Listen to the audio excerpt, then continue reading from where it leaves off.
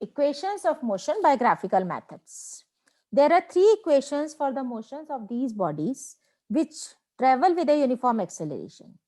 These equations give relationship between initial velocity, final velocity, time taken, acceleration and distance traveled by the bodies.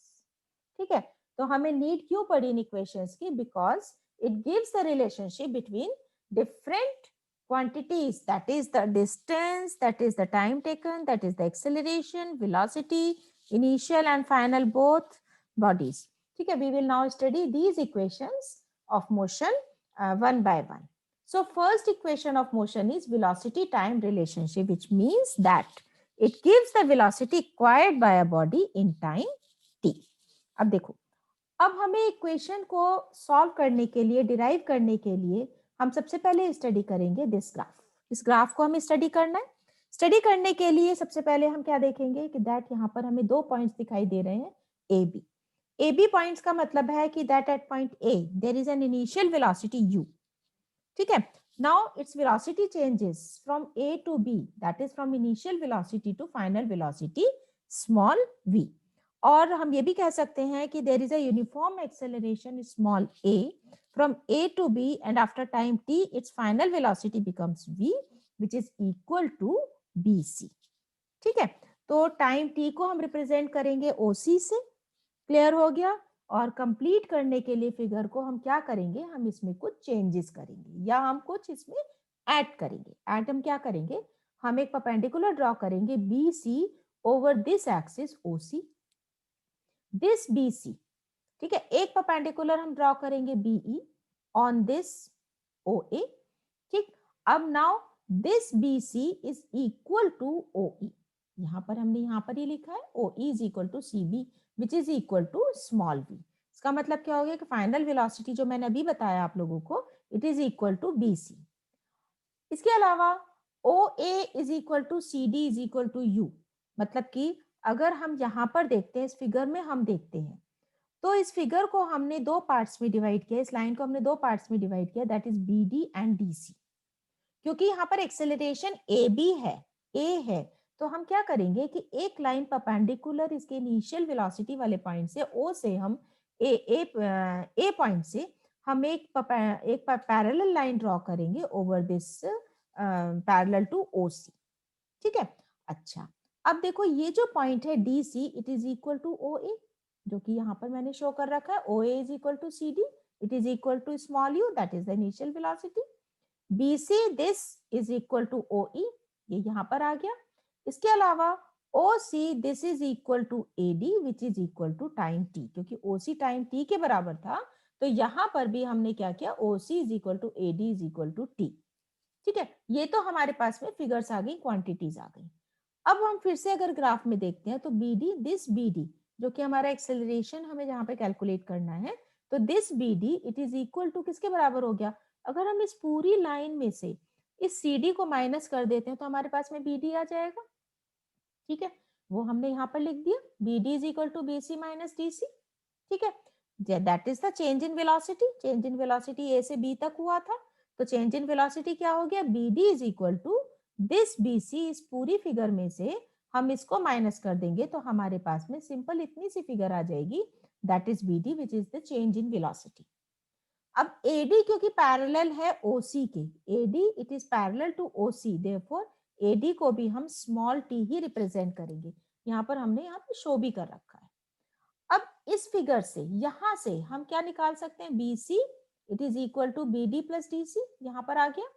ठीक है, DC क्योंकि equal to था OA के, अभी मैंने बताया this DC it is equal to OA, क्योंकि ये दोनों लाइन एक दूसरे के पैरेलल हैं, इसलिए this DC it is equal to OA which is equal to small u. ये आ गया, स्मॉल u हो गया. अगर हम सब्स्टिट्यूट करते हैं वैल्यूज को तो BC it is equal to small v. ये BC था, ये स्मॉल v के बराबर था, यानी कि फाइनल वेलोसिटी के बराबर था. BD को हम एज सच रख देंगे, एज सच रख दिया हमने. और OA, ठीक है, OA या CD it is equal to small u, that is the initial velocity. ये आ गया OA, this is the initial velocity. तो हमारे पास में जो फिगर निकल के आई वो क्या निकल के आई, BD is equal to V minus U. ठीक है, BD is equal to V minus, इस U को हम यहाँ ले जाएंगे तो BD is equal to V minus U। तो वेलोसिटी टाइम ग्राफ में स्लोप क्या देता है? It gives acceleration.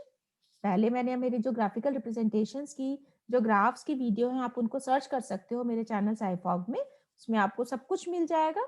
ठीक है, थोड़ी मेहनत आपको करनी पड़ेगी। अब क्या है, एक्सेलरेशन क्या था? AB था।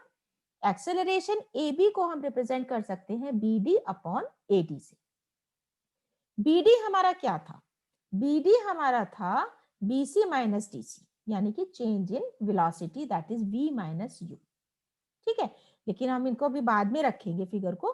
पहले हम सिंपल यहाँ पर ये हमने ये बना दिया BD, यानी कि A क्या हो गया? BD upon AD। OC हमारा टाइम T था, OC की जगह पर मैंने यहाँ पर रख दिया time T।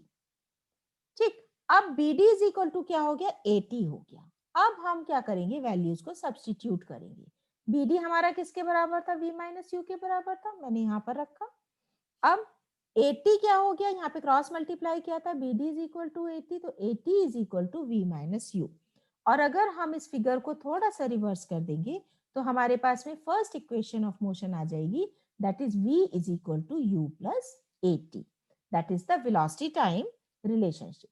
Now second equation क्या है? It is the position time relationship, जो कि ये बताती है कि कोई भी बॉडी अगर कितना डिस्टेंस ट्रेवल करती है इन टाइम t। अब देखो फिर से हमने ग्राफ लिया, ग्राफ में s is the distance travel by the object, t in time t हो गया, एंड एक्सेलरेशन हो गया with uniform acceleration, that is a। Same figure लेंगे हम, a से बॉडी ने स्टार्ट किया, इनिशियल वेलोसिटी u थी, b पर आने के बाद में फाइनल वेलोसिटी अटेन कर लिया at a uniform rate, that is the at the uniform acceleration. अब देखो हमेशा मैंने अपने पिछले ग्राफ में भी अपनी पिछली वीडियो में आपको बताया है कि जब भी हम किसी बॉडी का डिस्टेंस ट्रेवल कैलकुलेट करते हैं तो हमेशा जो फिगर होती है that is the figure enclose या area enclose within the figure. जो भी एरिया होता है उस पर्टिकुलर फिगर का, that will be the distance travel by the body. तो यहाँ पर क्योंकि मैंने यहाँ पर पूरा का पूरा फिगर एक एनक्लोज फिगर बना दिया है बाय ड्राइंग द परपेंडिकुलर्स, तो यहाँ पे जो फिगर बन गई that is the OABC। OABC के अंदर जितना भी एरिया आएगा that is the distance travel by the body from point A two point B। अब यहाँ पे फिगर बन गई, एक तो बन गया हमारा ट्रेपीजियम। तो हम दो तरीके होते हैं यहाँ पर इक्वेशन को डिराइव करने के, एक तो तरीका है कि हम एरिया निकाल दें ट्रेपीजियम का, दूसरा तरीका क्या है कि हमने क्या किया, ये ट्राइंगल लिया और एक ये रेक्टेंगल ले लिया, इन दोनों के एरिया को हमने ऐड कर दिया। तो इस इक्वेशन के लिए हम क्या करेंगे, हम जो है दोनों एरियाज को ऐड करके फिर हम इक्वेशन को डिराइव करेंगे, सेकेंड वाला मेथड अप्लाई करेंगे, that is area of rectangle OADC and area of triangle ABD। Rectangle का एरिया कितना होता है? रेक्टेंगल का एरिया होता है लेंथ इंटू ब्रेथ, तो यहाँ पर आ जाएगा OA into OC, that is OA into OC। OA कितना था? U, OC कितना है? T, time T। ठीक है, तो यहाँ पर आ जाएगा UT।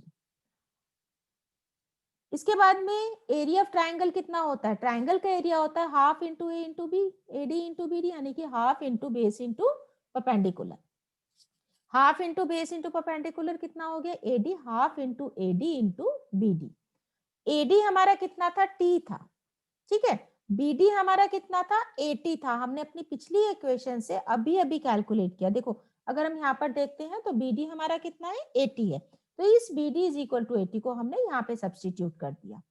अब अगर हम क्वांटिटीज को सब्सटीट्यूट करते हैं तो हमारे पास में OA इंटू OC आ गया UT, half into AD into BD, AD हमारे पास में T था, ये AD है, this is equal to T, और BD हमारा क्या था? 80, तो ये आ जाएगा हाफ इंटू 80 स्क्वायर। अगर हम कंपाइल करते हैं इस इक्वेशन को तो हमारे पास में जो इक्वेशन निकल के आती है that will be S is equal to UT plus half 80 square, which is the second equation of motion. ठीक है, and it is also known as the position time relationship. Now third equation of motion is position velocity relationship. Again we will take the same graph. Same हम लेंगे at point A, body attained the initial velocity, and from initial velocity when it reaches to B, it attains the final velocity V, which is equal to BC. ठीक है, अब देखो पिछले equation में मैंने अभी अभी आपको बताया कि डिस्टेंस ट्रेवल्ड होता है area enclosed with in the figure.